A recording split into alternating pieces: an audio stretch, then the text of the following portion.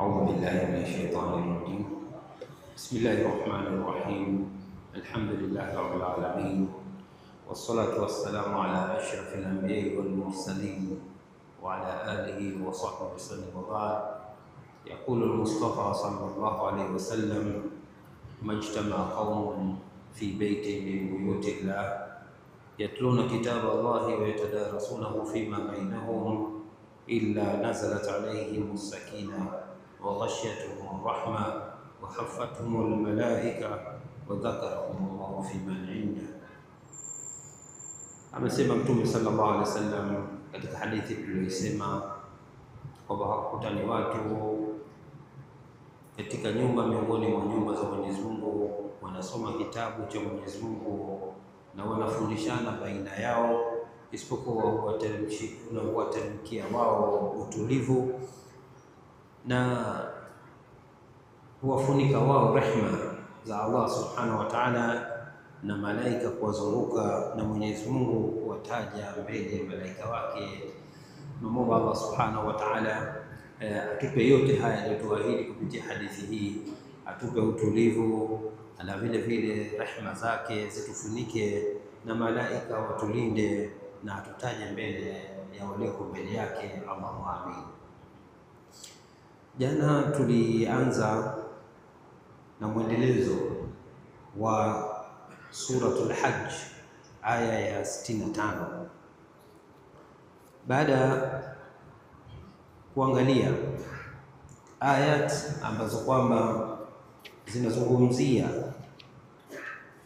uwezo wake Allah subhanahu wa ta'ala, lakini pia neema zake kwa waja wake, kuanzia kuyafanya yale yaliyokuwa mazito kuwa mepesi, imma kwa kuyafanya mepesi kwa kile anachokihitaji, au kumpa wepesi wa kufungua njia ya kufanya wepesi, nayo ni kupitia elimu.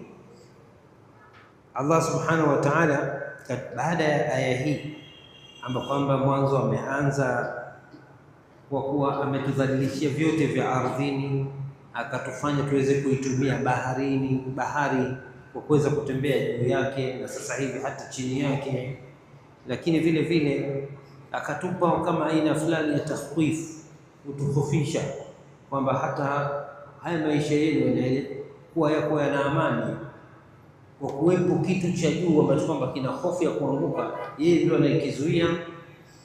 Baada ya hapo Allah subhanahu wa ta'ala anaendelea katika aya iliyofuata, nayo ni aya ya 66, kutukumbusha uwezo wake na kutukumbusha anayotufanyia na anaendelea kutufanyia, na kutukumbusha nini masiri yetu, mwisho wetu ni nini. Lakini wakati huo huo kikubwa ni kule kustahili kwake kuabudiwa. Allah subhanahu wa ta'ala anasema katika aya hii ya 66, wa huwa alladhi ahyaakum thumma yumitukum thumma yuhyikum innal insana lakafur.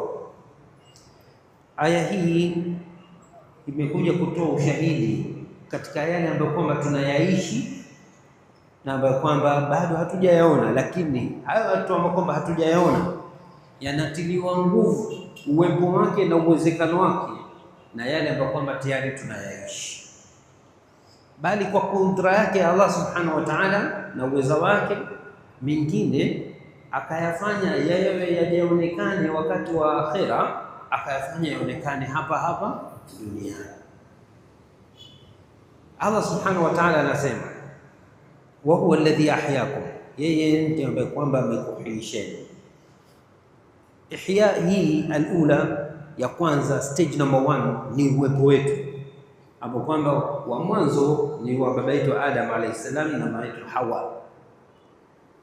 Kule ni muujiza, kudra ilahia ya kumfanya awepo, halafu kudra ilahia tena ikaendelea kuwepo kwetu kwa njia hii ya kuzaana, hapo kwamba haiwi kwamba ni ndogo kwa kuwa tuijua kuliko ile aliyokuwa nayo kuanzishwa kwa baba Adam na mama Hawa. Sisi unaweza kaona sitwazaana, mke na mume wanaoana, kawaida kuzaa. si kawaida kuzaa, si kawaida kuzaa, kwa sababu wewe ulichokiingiza kwenye tumbo la mama ni kitu kingine kabisa na kile kinachotoka baada ya miezi 9, vitu tofauti kabisa. Kwa hiyo hata Allah subhanahu wa ta'ala kudra zake alizotuonyesha kwenye kumuumba Adam kupitia udongo, na mama Hawa akamtoa kwenye ubavu wa Adam alayhi salam, uweze ukaona kwamba hilo ndio labda ndio kubwa. La, hata hili la sisi kutoka watoto kwenye matumbo ya kina mama kwa muda wa miezi 9 katika njia ambayo kwamba ni ya kawaida ndogo, akatoka kiumbe kikubwa, ni uweza wa nani? Wa Mwenyezi Mungu Subhanahu wa Ta'ala. Kwa hiyo jambo la kwanza tuangalie sisi hivi kwa sayansi ya sasa iliyopo inatutosha kuona Mwenyezi Mungu Subhanahu wa Ta'ala vipi ameyapanga mambo na anaendesha. Uwepo wa kimelea kidogo ambayo kwamba kinaitwa mbegu ya uzazi, ambayo kwamba kwa jicho la kawaida huwezi kuona. Wewe unaona ni yale ya makubwa, lakini kile kinachoingia katika rahim, katika fuko la uzazi, ili uweze kukiona, labda kifanywe microscopy, kifanywe mara 7,000 ndio utaweza kuliona kwa jicho lako mwenyewe bila kutumia chombo.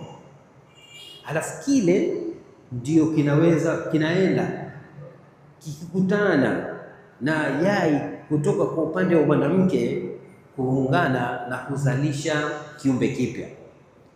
Angalia udogo wa hiki kinachotoka kwa mwanamume na kukutana na kile kidogo mno pia nacho kutoka kwa mwanamke, halafu kuanza kuumbika kitu kutoka ni pande la nyama, pande la damu, halafu liingie stage kwamba ni pande la nyama, halafu likaanza kuchukua sura.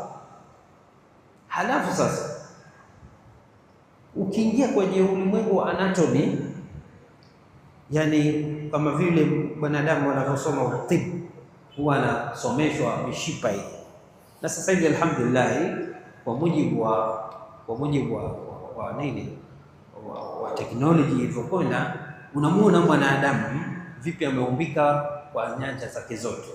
Huu tumbo, mtu una tumbo, labda pengine kwa enzi za zamani ulikuwa waona kama vile mbakuli linalopokea chakula, alafu kuna kitu kama crusher la lakini ni kitu kilichozunguka mrija, yani utengenezaji wake wa kuwa wajitengeneza mwenyewe. Chochote sisi wanadamu tunachotumia cha kibinadamu ni mkono wa mwanadamu, si ndio? Mkono wa mwanadamu, iwe ni kiwandani, iwe kwenye maabara, ni mkono wa mwanadamu na elimu ya Mungu.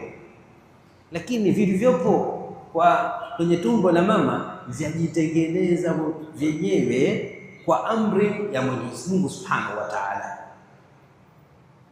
Sio kwamba kuna malaika wameingia kwenye matumbo ya kina mama wanaanza haja walete kichwa finyanga, huyu atoke sura gani? Hebu tuangalie sifanane na hii. Sote kila mtu anatoka sura tofauti, tuko bilioni 7. Kwa hiyo ukileta taswira, ukileta uzingatio sawa sawa, na ndicho ambacho kwamba sisi hata hii Qur'ani yatakiwa kusoma kwa tafahumi wa tadabburi, kwa kufahamu na kuzingatia, ndio utaona ukubwa wa neno Mungu alichosema kwamba huwa alladhi ahyaakum thumma yumitukum thumma yuhyikum.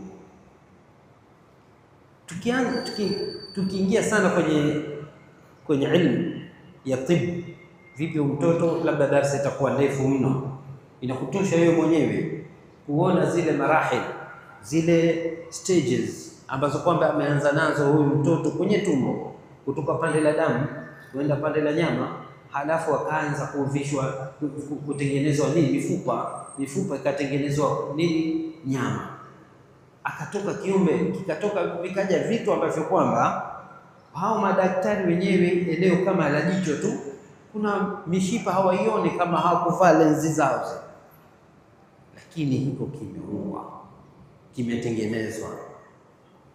Kwa hiyo inatosha Mwenyezi Mungu kujisifu yeye uweza wake wa kuwa ameumba na akaleta viumbe vipya kupitia njia hii tunayojua, kwamba yeye ni Mwenyezi Mungu Subhanahu wa Ta'ala anastahili kuabudiwa. Unaweza ukajiuliza kwa nini labda katika ulimwengu huu wa leo sisi twazungumzia kuleta ushahidi huu kila wakati. Kwanza Qur'an, Mwenyezi Mungu Subhanahu wa Ta'ala kaileta tuisome na kila kitu, lakini ni lazima na sisi tusome kwa sababu kuna watu wa kuwaokoa. Leo sisi tuko kwenye Uislamu, Mwenyezi Mungu atupe thabati katika taa, atupe thabati katika dini, Allahumma amin. Lakini ulimwengu huu wa leo huu wa science unafika mahali badala ya kumuongoza mtu kuingia katika taa, katika malaki ya tauhid, inampelekea atoka anaenda mbali kabisa, anakuja na kwamba vitu vyote ni by nature, kwamba unaingia katika ilhad, anakataa mtu kuwepo Mungu, kwa sababu kwa mujibu wa tahlili yake au kwa mujibu wa tathmini yake anahisi vitu vyote hivi vina sababu. Kama hiyo kumuumba mwanadamu kupitia fuko la uzazi, yeye apiga hesabu kwamba ni kwa sababu negative na positive zimekutana, basi nimefanya reaction basi. Kwa hiyo ni by nature. Lakini hata kama kuna negative na positive, kuwa hii ni negative, hii ni positive, na kaifanya, kwani kila kitu ukiviweka wewe vitakusana kuwa vifanye reaction? La, bali Mwenyezi Mungu ndiye amevifanya kwa hivyo. Kwa hiyo kidini kwamba hizi ni nadharia ambazo lazima zitaje kila wakati. Ulimwengu umefika mahali tuna tatizo la watu kutokubali kuwepo au kutokubali kuwepo kwa Mwenyezi Mungu. Lakini kija Mwenyezi Mungu aliposema thumma yumitukum, kisha anakufisheni na kufa, hili bila shaka wala kila mtu tushazoea tuwazokana. Lakini inapokuja swala la kufanyaje, la kuamka tena, wa huwa alladhi ahyakum thumma yumitukum thumma yuhyikum, kisha na kuhisheni tena. Hapa ndipo ambapo kwamba tukasema hii ni stage ambapo kwamba sisi hatuishi. Ama kuzaliwa twaishi na kufa twaishi, twaiona. Huku kuzaliwa ambapo kwamba tutafanya marahili zote hizi za miezi 9 ziko tumboni, tutafika tukadiria au tuadiriki kusema ni kama tunaoona, kwa sababu ulimwengu umefika leo, unaweza kutengenezewa video vipi anatufanyia takwini ya ule mwanadamu, kutoka ni pande la damu mpaka pande la nyama, mpaka anafujifomu ule mtoto, mpaka anatengenezeka mikono, mpaka kichwa, kwanza kukatika macho, pua, mpaka sura. Unatengenezewa animation ambayo kwamba unaona kabisa kweli ndivyo inavyokuwa. Na naam, ilmu ya Mwenyezi Mungu Subhanahu wa Ta'ala. Lakini huko kufufuka baada ya kuwa wewe ulishaoza, ulirudi tena, hatuja kuona. Lakini hali iwe je, kufufuliwa tena au kuhuishwa tena kuwe ni kuzito kuliko kuanzishwa upya? Kwa sababu kama aliweza kumwanzisha Adam kutokana na kisichokuwa cha uhai, nacho ni udongo, iweje yeye aliyekuwa mzoefu watu mabilioni kashawaleta?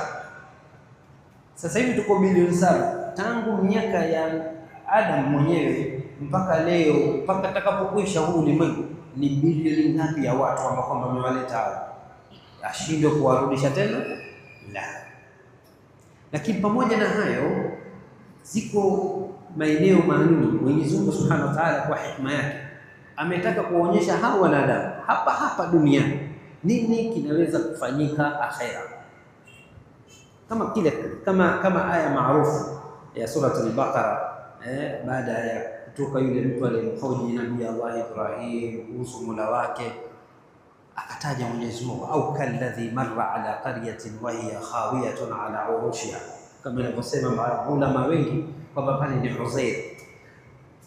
Nini kilichotokea? Kapita kwenye mji ambao kwamba umekufa, majumba yake yamefanyaje? Yameanguka, kwamba ule mji umekufa. Qala anna yuhyi hadhihi Allahu ba'da mautiha, vipi Mwenyezi Mungu atakuisha tena huu mji baada ya kuwa umekufa? mji hamna mtu tena hapa, na maulama wanasema ni Baitul Maqdis. Ndio maana ile eneo ni la watu, yani linagusa tarehe kubwa ya mwanadamu, na sisi kama Waislamu, sisi pale ndio aula wa kufanyaje, wa kutetea na kuhakikisha yuko chini ya uongozi wetu. Qala anna yuhyi hadhihi Allahu ba'da mawtiha fa amatahu Allahu 100 am, akamfisha Mwenyezi Mungu, kwa maana akafa Uzair kwa muda wa miaka 100, kwa muda wa miaka 100. Thumma ba'atha, sasa alimfisha Mwenyezi Mungu kwa hikma yake nyakati za asubuhi, wakati wa asubuhi, akamfufua baada ya miaka 100 wakati wa jioni kidogo. Kisha akamuuliza kam labithtu, qala labithtu yawman au ba'dha yawm, akamwambia mimi nimekaa kipindi hiko siku moja au chini ya siku moja, kwa maana leo alafu mimi nimefufuliwa siku ya pili, au nimelala asubuhi nimeamka jioni. Qala bal labithta 100 amin fanzur ila ta'amika wa sharabika lam yatasanna. Dalili namba moja, uwezo wa Mungu. Akamwambia bali wewe umekaa miaka 100, lakini angalia chakula chako na maji yako hajaharibika. Alikuwa na tini, alikuwa na zabibu, alikuwa na maji. Hivi wewe tini tunajua sote, si ndio? Tini wa zaituni, tini ile tunda lile, zabibu ikae muda gani kwa kusurvive kote isiharibike? Muda gani? Fanya siku 2, wiki, miaka 100, kayakuta maji yake hajaharibika, vitu vyake havijaharibika. Ndivyo vilivyomfanya aone si kwani asubuhi tu na jioni, au ni jana kwa leo. Lakini punda yake hakumkuta, wanzur ila himarika walinaj'alaka ayatan linnas. Angalia punda sasa, tukujalie wewe ni ishara kwa watu, ndio dalili ya uweza wetu watakapokufa watu kuja kufufuliwa tena. Wanzur ila al-'idhami kaifa nunshizuha thumma naksuha lahma, angalia mifupa vipi tutaikusanya. Mfupa umekuja ukaungana na huu kwa shingo, pakakaa kwenye shingo, bega likakaa kwenye bega, kiuno kikakaa kwenye kiuno, mgongo ukakaa kwenye mgongo. Thumma naksuha lahma, kisha tukaivalisha nyama. Kisha kaja malaika akampuliza kwenye katika maeneo yake ya pua, na kuwa ameingia roho tena upya. Falamma tabayyana lahu qala a'lamu anna Allaha ala kulli shay'in qadir. Ilivyobainikia yeye akasema anajua kwamba Mwenyezi Mungu ni mjuzi, nilimweza wafanya wa kila kitu. Kwa hiyo Mwenyezi Mungu Subhanahu wa Ta'ala baadhi ya matukio kayaleta kwa makusudi hata kabla ya akhira, ili ni ushahidi. Huyu aliyeishi, aliyekufa kwa muda miaka 100 alioza kila kitu akamrudisha. Lakini visa vingine, wakati wa Nabii Allah Musa mpaka kaja akapigwa maiti yule ili atoe ushahidi. Tusiingie huko, muhimu tutosheke na hili moja. Lakini yapo matukio mengine katika miujiza Nabii Allah Isa alayhi salam, alikuwa akifufua nini waliokufa katika miujiza yote. Kwa nini kayaleta Mwenyezi Mungu haya? Kwa hikma yake, kuthibitisha huko tunapokwenda. Sisi ni aula kuwa wepesi kuamini uwezo wa Mwenyezi Mungu wa kutufufua tena kwa mambo mengi, kuwepo kwetu wenyewe kupitia Adam alayhi salam, kuzaliwa kwetu kupitia mama zetu na baba zetu, lakini kupitia ushahidi uliokuja kwenye Qur'an kwamba Mwenyezi Mungu hapa duniani aliwahuisha watu, kwa maana aliwaleta akawafisha na akawahuisha tena. Wa huwa alladhi ahyakum, yeye ndiye ambaye kwamba amekuhuisheni, hiyo kwa mara ya kwanza kwa kuja duniani. Thumma yumitukum, kisha akakufisheni kwa kuondoka duniani na kumaliza umri wenu wa kuishi, na iwe ndio mwisho wa mtihani wenu wa maisha ya dunia.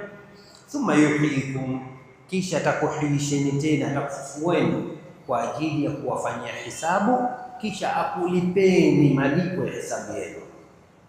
Innal insana lakafur, lakini hakika kabisa, hii Mwenyezi Mungu analimalizia kwamba hakika mwanadamu ni mwingi wa kukataa, mwingi wa kufuru.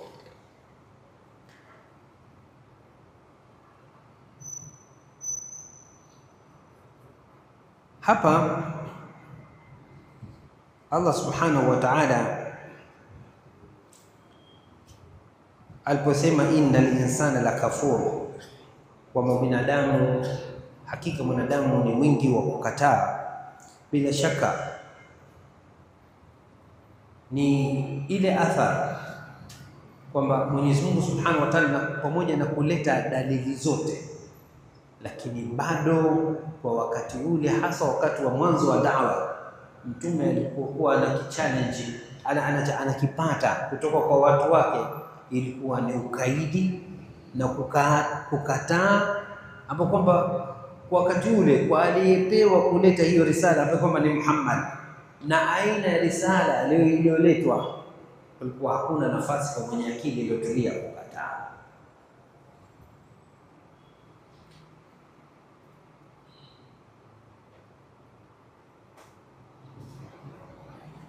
Aya hii Allah subhanahu wa ta'ala, mbali na kuonyesha uwezo wake, lakini pia anaonyesha umiliki wake.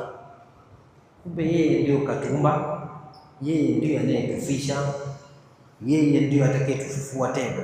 Tuna jambo letu? Hatuna jambo letu.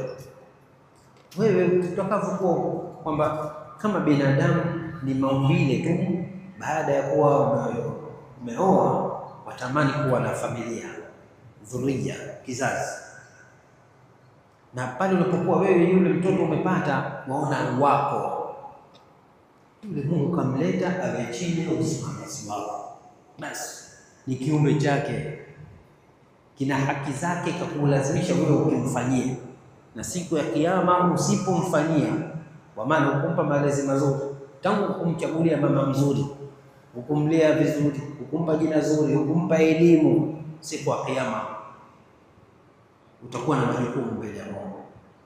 Na kwa nini uwe kumbe waulizwa na upewe adhabu au upewe thawabu ikiwa utafanya vizuri? Kumbe jambo lilikuwa ni lako wewe tu, maana sio lako. Sisi tukifa tusema nini? Mtu akifa, inna lillahi wa inna ilaihi, sisi ni wa Mwenyezi Mungu na kwake yeye sisi ndio kurejea. Sisi hii ndio hakika ambayo kwamba itakiwa tuishi kuanzia nafsi zetu mpaka wale ambao kwamba wako chini ya usimamizi wetu. Wa huwa alladhi ahyaakum, yeye ndiye ambaye kwamba amekuhisheni, thumma yumitukum, kisha akakufisheni, thumma yuhyikum, kisha akakuhisheni tena akakufufueni. Innal insana lakafur, hakika mwanadamu ni mwingi wa kukataa, mwingi wa kufuru. Likulli ummatin ja'alna mansakan hum nasikuhu, kila umma tumejalia kuwa na ibada zao na sheria zao za kutekeleza zile ibada. Hum nasikuhu, wao ndio wenye kushikamana nazo hizo. Fala yunazihunaka fil amr, basi wasizozane na wewe katika jambo hili. Wadu ila rabbika, bali wewe waite watu na walinganie kwa Mola wako mlezi. Innaka la ala hudan, tena mustaqim, wewe kuwa na yaqini kwamba uko katika uongofu, tena katika uongofu ulionyooka kisawasawa. Labda kwa nini imekuja aya hii? Aya hii imeshuka au imekuja kwamba Mtume sallallahu alaihi wasallam alikuwa akilingania watu. Haikuwa rahisi watu kukubali dawa, bali haki yoyote inakuwa na upinzani wa batil. Haki yoyote itakokuwepo, hata sasa hivi haki itakuwepo, basi itakuwa na upinzani wa batil, na hii ni sunnatul haya mpaka siku ya Kiyama. Na ndio maana haki lazima iwepo na rijali wa kuisimamia na kuilinda na kuitetea. Sasa Allah subhanahu wa ta'ala anasema kwamba kila umma umejaliwa kuwa na ibada zao na njia za kuifanyia ibada na ni wenye kushikamana nazo. Kwa nini ilikuja hoja hii au aya hii? Ilikuja baada ya kwamba Mtume sallallahu alaihi wasallam kila akitaja ahkamu za sheria ya dini walikuwa wakihoji na kufanya tathmini na baadhi ya ahkamu wanazozijua katika umma nyingine. Mbona basi umma fulani ilikuwa hivi haifai, hivi ilikuwa haifai? Mbona wewe waje kama na sheria tofauti tofauti?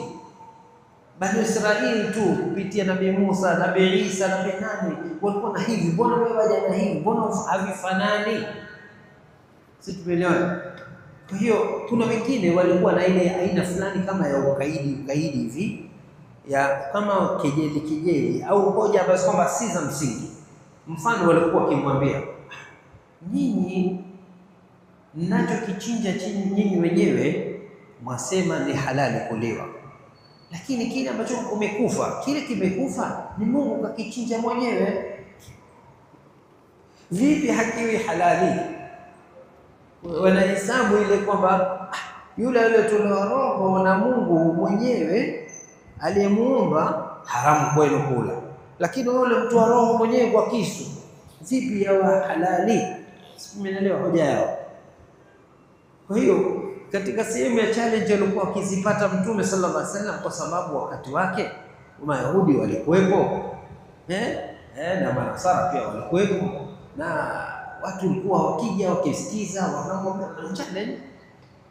Vipi bwana, unajua basi sisi tulikuwa tusikia Nabii Musa alikuwa hivi, Nabii Isa alikuwa hivi, na watu majahili kama hawa tena ndio wanajitokeza, mbona vichinjo vya Mungu hamtaki kula, mwataka vichinjo vyenu tu, au vile mlivyoua nyinyi ndio halali, alivyoua Mwenyezi Mungu ni haramu. Ndio Mwenyezi Mungu akasema, likulli ummatin ja'alna mansakan hum nasikuhu, kila umma tumeujalia na ibada zao na njia za utekelezaji wa zile ibada, wao ndio wenye kushikamana nazo. Fala yunazi'unaka fil amr, basi hao wasizozane na wewe katika hili jambo, achana nao. Ni kama vile ambiwa hizi habari wewe zisikushughulishe. Wad'u ila rabbika, bali wewe zingatia, kuwa na concentration, kuwa na tarkiz katika lile jukumu lako, wasikubabaishe pembeni mpaka ukaanza kujitia wasiwasi. Mbona wakati wa Nabii Musa walifanya hivi na Nabii Isa hivi, mimi mbona niko tofauti? Ndio akaambiwa wadu ila rabbika, lingania watu katika njia ya Mola wako mlezi. Innaka, hii sasa ni kama muhuri sasa, kwamba kuwa na guarantee, kuwa na yaqeen, innaka la ala hudan mustaqim, wewe uko katika uongofu tena ulionyooka. Usiwe na wasiwasi wala ukaanza kujitia nini mashaka kwamba niko sawa. Tumeelewana? Mwenyezi Mungu Subhanahu wa Ta'ala ndio akamletea aya hii kwamba kwanza Mwenyezi Mungu kwa nini amemletea pia sigha hii amemletea kwanza, mbali na kumpa mwongozo na kumpa yakini, lakini mwisho yote Mwenyezi Mungu ni fa'alu lima yurid, afanya atakalo, amrisha atakavyo, halalisha atakacho na haramisha atakacho, na yote kwa rehema zake Allah Subhanahu wa Ta'ala. Ahalalishi isipokuwa kile tayyib, kilichokuwa kizuri, na haramishi isipokuwa kile kile madhara kwa mwanadamu. Hii ni kwa rehema zake Allah Subhanahu wa Ta'ala. Sasa kwamba aya hii ikiwa ina ishara nyingine, basi ni ishara wa kudra ya Mwenyezi Mungu ama haki yake Mwenyezi Mungu kuweka sheria tofauti tofauti, na wewe usiwe na haki yote kuhoji. La, kwa nini? Kuna lazima kuuliza swala tano, kwa nini ziwe tano? Kuna lazima kuuliza, pamoja na kwamba kuna nafasi ya kutafuta hikma, kufanya mwanadamu kuwe na tawasul yake na Mola wake, kwa sababu swala ni munajat, ni mazungumzo baina ya mja na Mola wake, ambapo kwamba hii inamfanya mtu kuwe na tawasul na mawasiliano na Mola wake kwa siku mara tano. Mbili, tuseme 2 usiku kamili na 2 mchana kamili na 1 iko katikati ya mchana na usiku, ambapo kama ni nini? Ni magharibi. Magharibi ile jua likizama tu uko mwishoni mwa mchana na ni mwanzo wa usiku. Maana ikitimiwa hapo uki magharibi waona kwa ukitoa salamu alaykum wa rahmatullahi ukiangalia nje kishakuwa pause. Hikma yake hapo, hikma yake akufanye full time uwe. Ukiuliza kwa nini sasa 2 alfajiri, 4 adhuhuri, alasiri 4, magharibi 3, hiyo ni hikma yake Allah subhanahu wa ta'ala. Kuzunguka Kaaba kwa nini mara 7? Na ibada nyingi tu nyingine sisi hizo zitakufia, kwa maana hatuna nazo sababu hatujui hata hikma yake. Mwisho tutajua hatujui sisi, wa ma'alaina illa ta'a sam'an wa ta'a. Sisi ni kusikia kuwa tumesikia bwana na tumetii, hiyo ndio jukumu letu. Wama umiru illa liya'budu Allah tena mukhlisina lahu din, hakuamrishwa isipokuwa kuabudu Mungu tena wenye kumtakasia dini. Wama khalaqtul jinna wal insa illa liya'budun likulli ummatin ja'alna mansakan hum nasikun, kila umma tumeujalia kuwa na ibada zao na sheria zake za utekelezaji wa hizo ibada na ahkamu zake. Hum nasikun, wao ndio wenye kushikamana nazo. Za ummati Muhammad, za ummati Muhammad, za Nabii Musa zitakuwa za Nabii Musa, watashikamana nazo. Za wakati wa Isa walishikamana nazo wao Nabii Isa. Fala yunazi'unaka fil amr, basi wasizozane na wewe wakawa wanakutia joto la roho. La, wadu ila rabbika, wewe shika jambo lako, nalo ni ad-da'wa, lingania watu, waite watu katika njia ya Mola wako mlezi. Innaka la ala hudan mustaqim, wewe kuwa na yakini kwamba uko katika mwongofu ulionyooka. Inshallah kwa leo tuishie hapa kwa upande wa tafsiri. Tutumie muda mfupi uliobaki ya dakika kiasi 10 kwenye maswali na majibu ya maswali inshallah.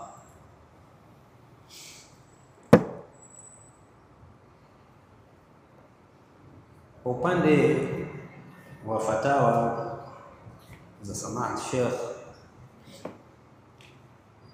kuna baadhi ya mambo ambayo kwamba mwaka jana hatukuyamaliza, tulihisi bado ni maisha ambapo ni mambo kwamba bado tunayaishi na bado yametulazimu sana katika maisha yetu, kwa maana bado tuyaishi na bado tuyafanya, na wakati fulani bahati mbaya mtu anajua hili ni kosa alafu bado analifanya. Kwa hiyo tutaendelea kuwa tunazungumza hiyo hali ya binadamu. Tuko katika masuala ya azaa, maana yake matanga, katika jambo ambalo kwamba bado lina gogoro, ni swala la ushiriki wa wale ambao kwamba si wafiwa wenyewe kwenye matanga. Huko nyuma tulizungumza masuala ya mingi tu kidogo, mpaka swala la kuosha, tumeingia kwenye masuala ya kafni na kumkafini mpaka kupeleka makaburini. Lakini tunakuja leo katika masuala ya azaa, mingine si mageni, lakini bado still yana baadhi ya vipengele. Mtu wakati fulani unajiuliza, unaanza kuwa na wasiwasi, hali hili jambo liko katika hukumu gani? Mfano kuhudhuria kwenye matanga na kula chakula pale, sote tuambiwa hakitakiwi, kwa sababu tutakula mali ya yatima, tutakula mali ya warithi, tutakula mali ya mjane. Sote hivyo tuambizana kila siku. Likaja katika kujiuliza kwamba je, ikiwa tuna uhakika kabisa kile chakula si katika mali ya marehemu, je, ushaambiwa hii bwana kaleta fulani, pengine chakula kitakuwa halali kule,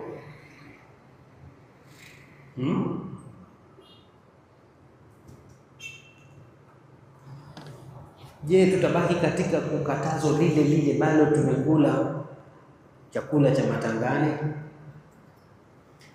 Aljawabu naam.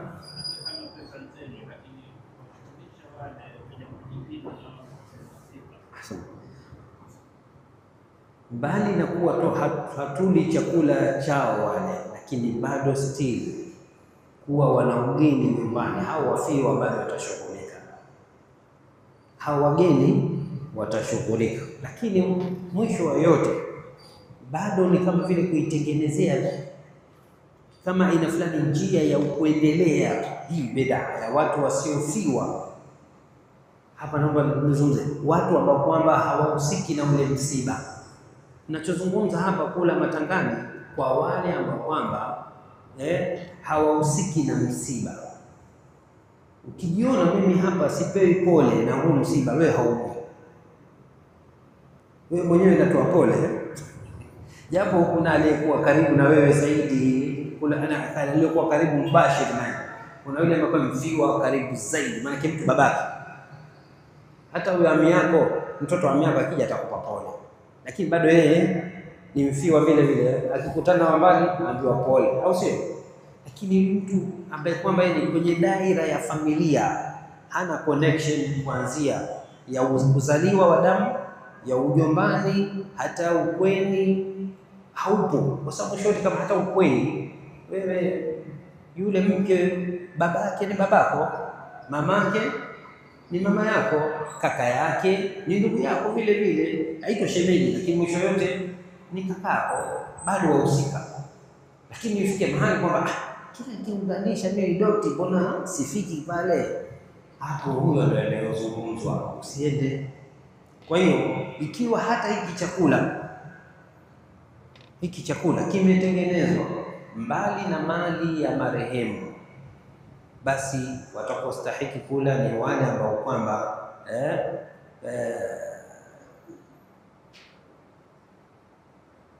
watakostahiki kula ni wale ambao kwamba wanahusika na ule msiba direct, kwamba hawa ni wafiwa. Ama wale ambao kwamba si wafiwa, bado tutakuwa bado tumekula matangani, hata kama kile chakula si mali ya nani, ya marehemu. Kwa hiyo lakini mtu anaweza kujiuliza kwanza, mbali na kula, je, yule naye anayepeleka chakula kapeleka chakula ili watu wale pamoja na wale wafiwa, je, mbali na kuwa kuna hukumu ya kula au kutokula, je, thawabu itapatikana? Ikiwa kapeleka ili mpaka wasiokuwa wafiwa wale, atapata thawabu? Si tumeelewana jamani? Hatutokula mali ya warithi, kwa hiyo chakula nitaleta mimi. Kwa hiyo sote wafiwa tusiokuwa wafiwa tule. Je, mimi nimeleta hiyo mali, nitapata thawabu? Aljawabu, upate, kwa sababu huko ni sawasawa bado na kuichochea bid'a. Utapata thawabu pale utakapokuwa umekipika kwa ajili ya kula wale waliofiwa tu. Si tumeelewana?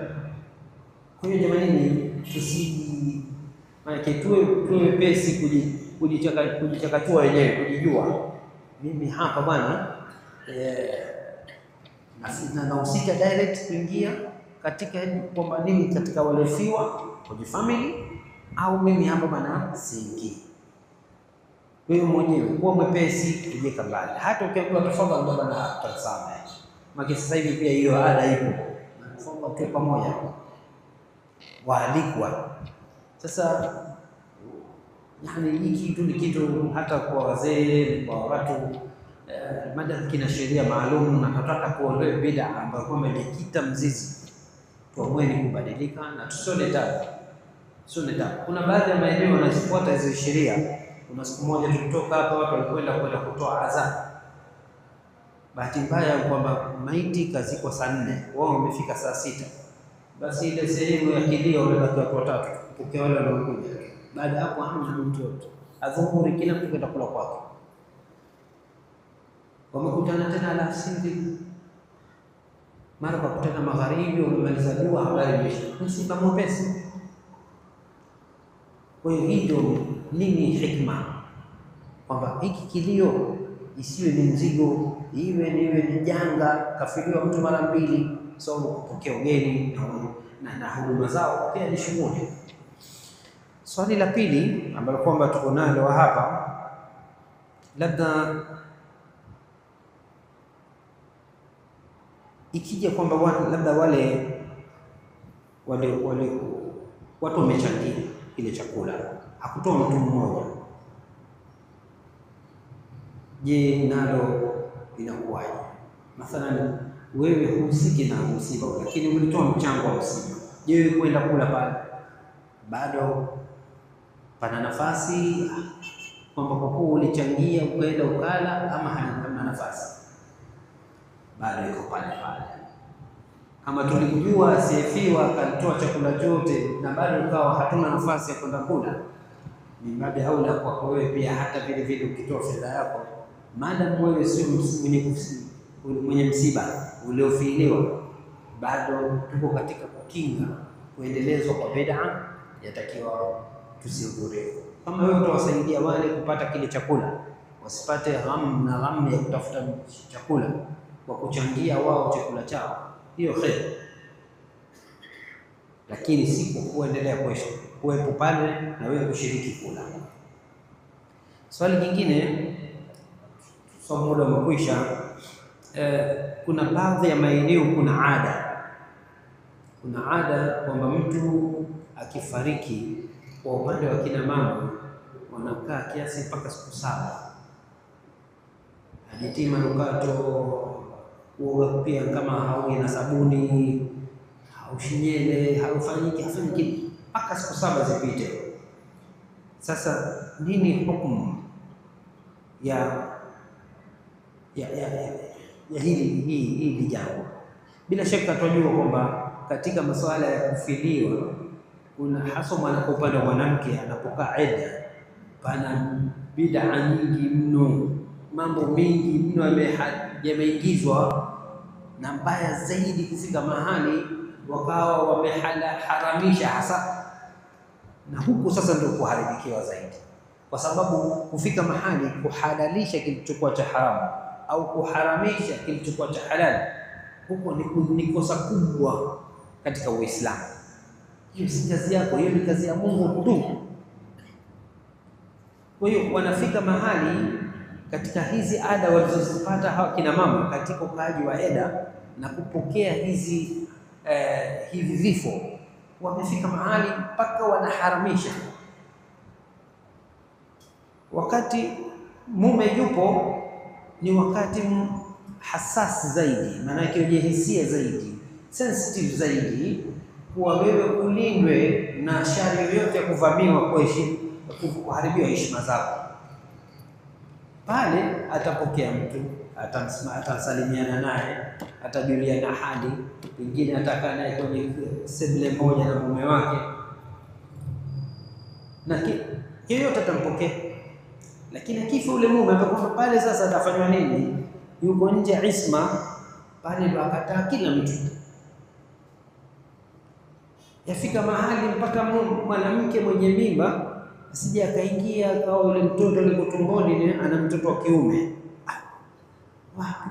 Nani kasema? Nani kaharamisha? Kwa hiyo vimekuja vitu vingi ambavyo kwamba mpaka leo bahati mbaya bado hawa kina mama pamoja na kwamba wanaelimishwa, anaona hapana, sije nikaharibu eda langu. Nikiharibu eda, wajua fulani yule kalipata kichaa, fulani sio alifanya kadhaa, mpaka leo hakulichunga eda lake, kaumwa tu, sio kwa sababu ya eda. Kwa eda si tuna miongozo yake ya sheria. Sasa nini hukumu ya hawa kina mama? Aljawabu ni kwamba kufanya hivyo kujiharamishia vilivyokuwa vya halali ambavyo kwamba Mwenyezi Mungu Subhanahu wa Ta'ala hakuviletea dalili ya kuharamisha, hiyo ni katika makosa. Ni haramu wao kuitakidi hivyo. Maadamu umefiliwa, hutaonyesha furaha kama ilikuwa hali ya kawaida, utaonyesha huzuni ya kawaida, lakini havikuharamiki vitu vyovyote zaidi ya yule mzigo mwenyewe mwanamke, ambavyo kwamba vitaharikia vile ambavyo kwamba mara nyingi tunavitaja navyo ni kujipamba, kujitia manukato, kukubali kuolewa wakati bado yuko ndani ya eda. Lakini hata kule kusalimiana na watu, umesalimiana na madam tu wako mbele ya maharimu zake, na hazungumzi na masuala ya ndoa. Hata mambo ya ndoa unaweza ukaashiria kwa mbali, bado Qur'ani imeruhusu kwa mbali kwamba huwezi kumwambia nitakuposa ili nikuoe. Unaweza kumwambia, lakini usiwe na wasiwasi, Mwenyezi Mungu akipenda utapata watu watakuwa na wewe, watakuendelezea maisha yako. Hiyo haiashiri kwamba utakumwoa hapo, lakini ishara ipo ndogo ya kufanya. Unaweza kuja kumkosea kufanyaje, kumwoa, hiyo pia bado haina tatizo. Kwa hiyo inshallah muda umekwisha, tutosheke na haya. Allahumma ij'al jamal hadha jamal marhuma wa tafarruqana min ba'di tafarruqan mu'ayyadan wa rasula wa la tadafina wa la min baynina shaqiyyan wa mahmuma. Allahumma ij'al al-Qur'ana rabi'a qulubina wa nura sudurina wa jalaa azmanina wa yaqbal آمين. اللهم علمنا منه ما جهلنا وذكرنا منه ما نسينا وارزقنا تلاوته وحفظه وحسن تلاوته آناء الليل وأطراف النهار على الوجه الذي يرزقنا برحمتك يا أرحم الراحمين. ربنا آتنا في الدنيا حسنة وفي الآخرة حسنة وقنا عذاب النار. سبحانك اللهم وبحمدك نشهد أن لا إله إلا أنت نستغفرك ونتوب إليك. وصلى الله وسلم وبارك على سيدنا محمد. السلام عليكم ورحمة الله وبركاته.